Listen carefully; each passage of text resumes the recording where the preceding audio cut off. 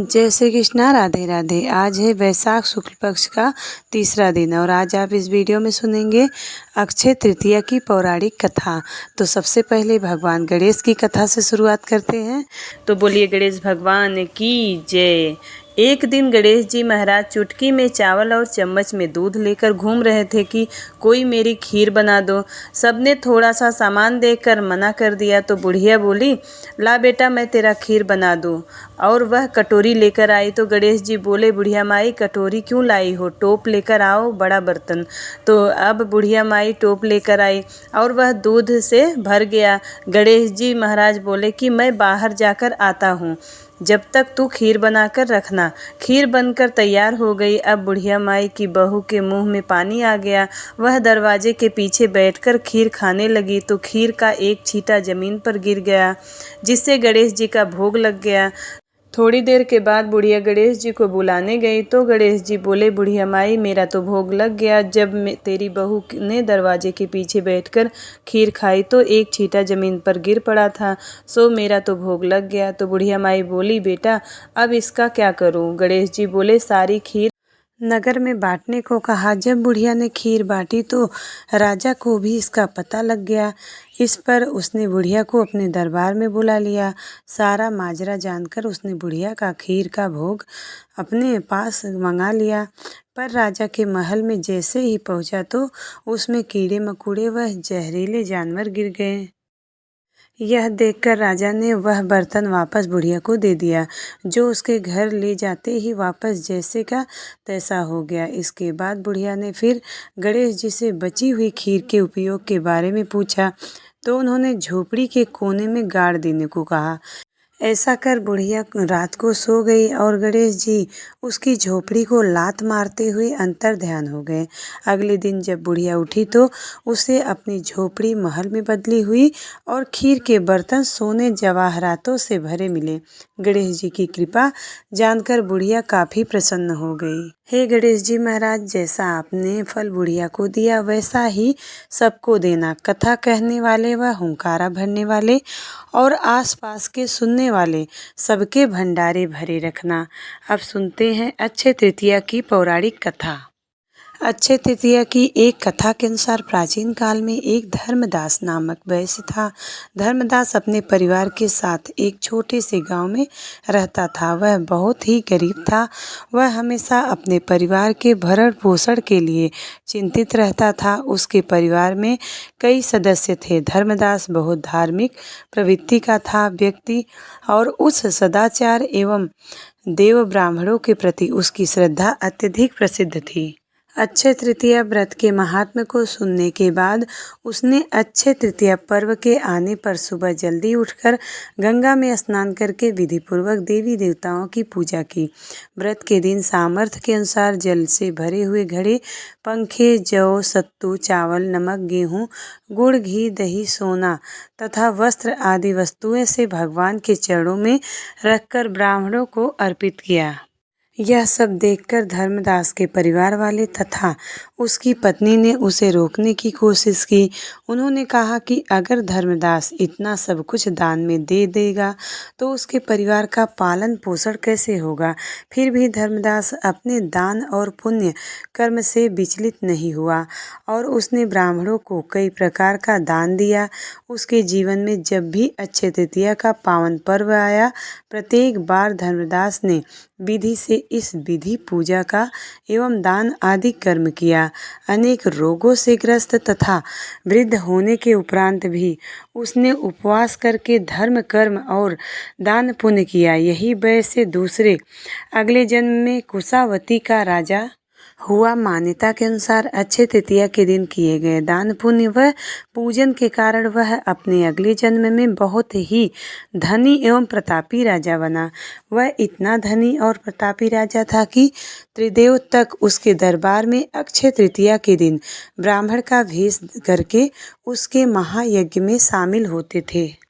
अपनी श्रद्धा और भक्ति का उसे कभी घमंड नहीं हुआ।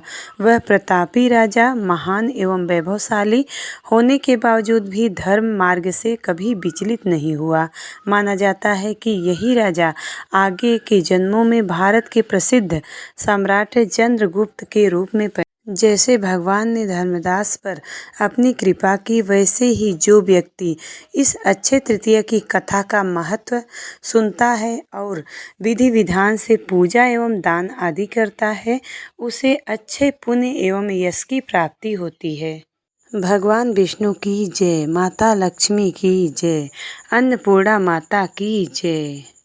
अब सुनते हैं माँ अन्नपूर्णा माता की कथा। पौराणिक कथा के अनुसार एक समय ऐसा आया था कि धरती पर अन्न और जल समाप्त होने लगा था। चारों ओर त्राहि त्राहि होने लगी थी। ऐसे में इंसानों से भगवान ब्रह्मा विष्णु जी और भगवान शिव की आराधना की।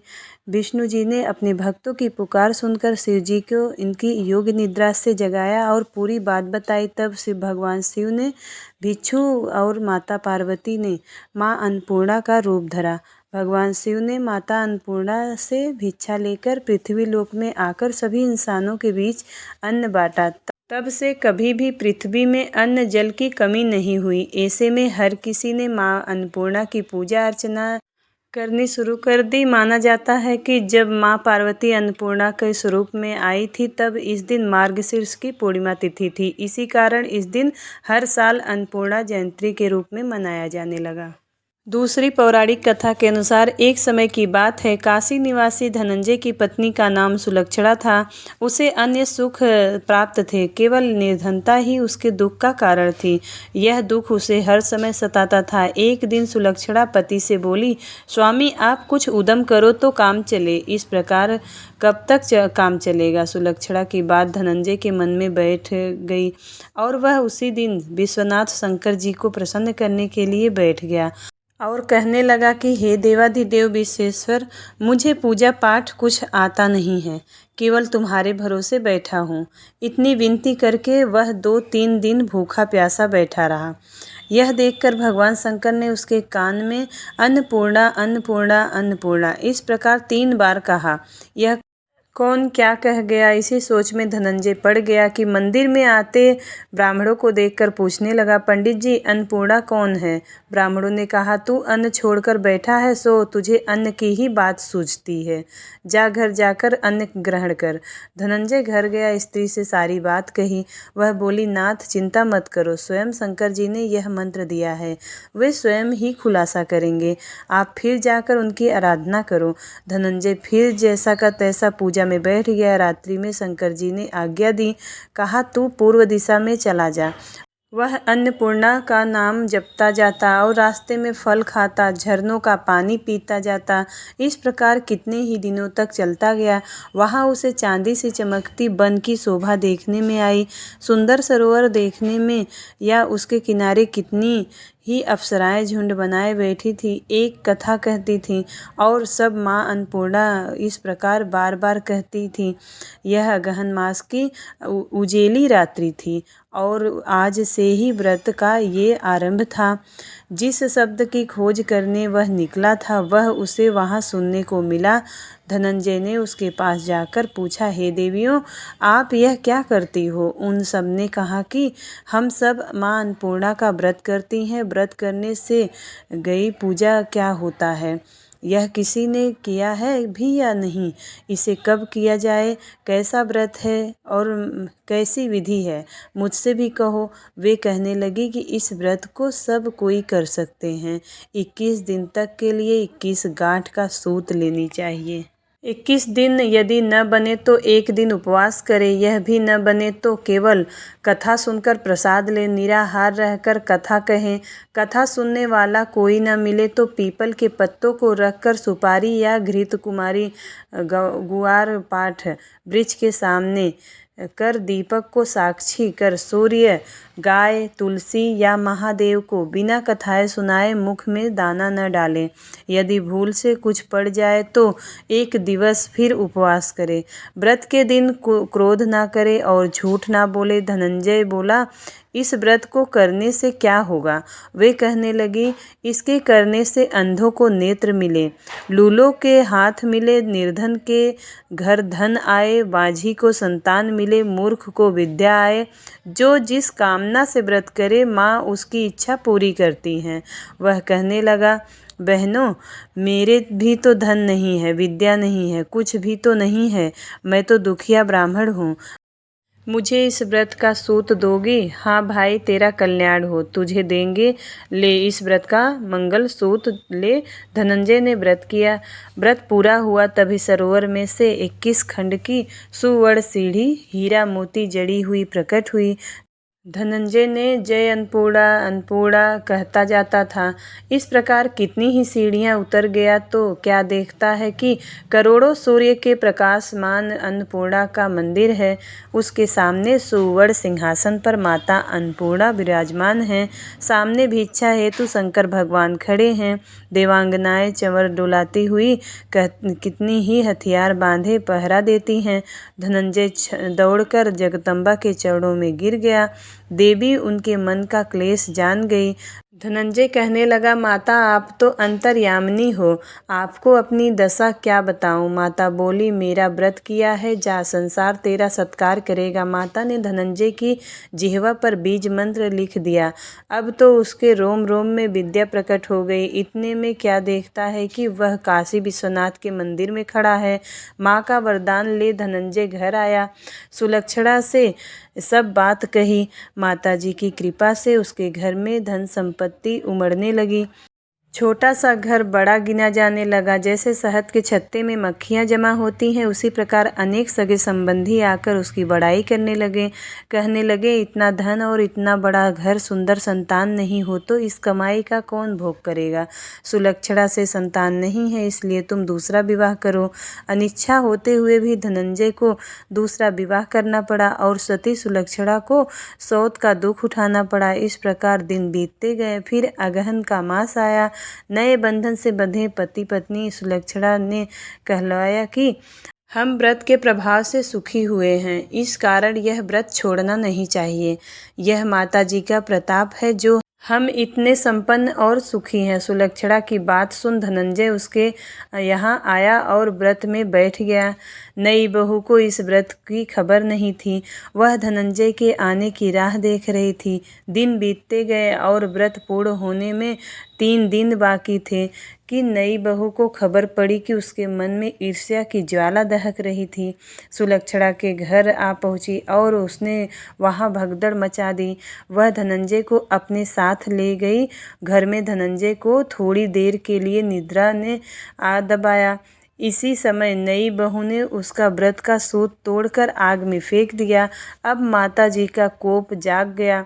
घर में अकस्मात आग लग गई। सब कुछ जलकर राख हो गया। सुलक्षणा जान गई और पति को फिर अपने घर ले आई। नई बहू रूठकर पिता के घर जा बैठी। पति को परमेश्वर मानने वाली सुलक्षणा बोली, नाथ, घबराना नहीं, माता जी की कृपा अलौकिक है। पुत्र कुपुत्र हो जाता है पर माता कुमाता नहीं होती है। अब आप श्रद्धा और भक्ति से आराधना शुरू करो, वे जरूर आपका कल्याण करेंगे। धनंजय फिर माता के पीछे पड़ गया। फिर वही सरोवर सीढ़ी प्रकट हुई। उसमें मां अन्नपूर्णा कहकर वह उतर गया। वहां जाकर माता के चरणों में रुदन करने लगा। माता प्रसन्न हो बोली, यह मेरी स्वर्ण की मूर्ति ले, उसकी पूजा करना, तू फिर सुखी हो जाएगा। जा, तुझे मेरा आशीर्वाद है। तेरी स्त्री सुलक्षणा ने श्रद्धा से मेरा व्रत किया है, उसे मैंने पुत्र दिया है। धनंजय ने आंखें खोली तो खुद को काशी विश्वनाथ के मंदिर में खड़ा पाया। वहां से फिर उसी प्रकार घर को आया। इधर सुलक्षणा के दिन चढ़े और महीने पूरे होते ही पुत्र का जन्म हुआ। गांव में आश्चर्य की लहर दौड़ गई। मान्यता आने लगा। इस प्रकार उसी गांव के निसंतान सेठ के पुत्र होने पर उसने माता अन्नपूर्णा का मंदिर बनवा दिया। उसमें माता जी धूमधाम से पधारी, यज्ञ किया और धनंजय को मंदिर के आचार्य का पद दे दिया। जीविका के लिए मंदिर की दक्षिणा और रहने के लिए बड़ा सुंदर सा भवन दिया। धनंजय स्त्री पुत्र सहित वहां रहने लगा। माताजी की चढ़ावे में भरपूर आमदनी होने लगी। इधर नई बहू के पिता के घर डाका पड़ा, सब लूट गया। वे भीख मांगकर पेट भरने लगे। सुलक्षणा ने यह सुना तो उन्हें बुलावा भेजा और अलग घर में रख लिया और उनके वस्त्र अन्न का प्रबंध कर दिया। धनंजय, सुलक्षणा और उसका पुत्र माताजी की कृपा से आनंद से रहने लगे।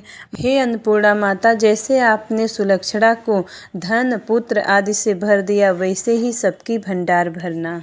प्रेम से बोलिए अन्नपूर्णा माता की जय। उम्मीद करती हूँ वीडियो आपको पसंद आई होगी। यदि वीडियो पसंद आता है तो वीडियो को लाइक ज़रूर करिएगा। चैनल पर पहली बार आए हैं तो सब्सक्राइब ज़रूर करिएगा। मिलती हूँ अगली वीडियो में, तब तक के लिए राधे राधे।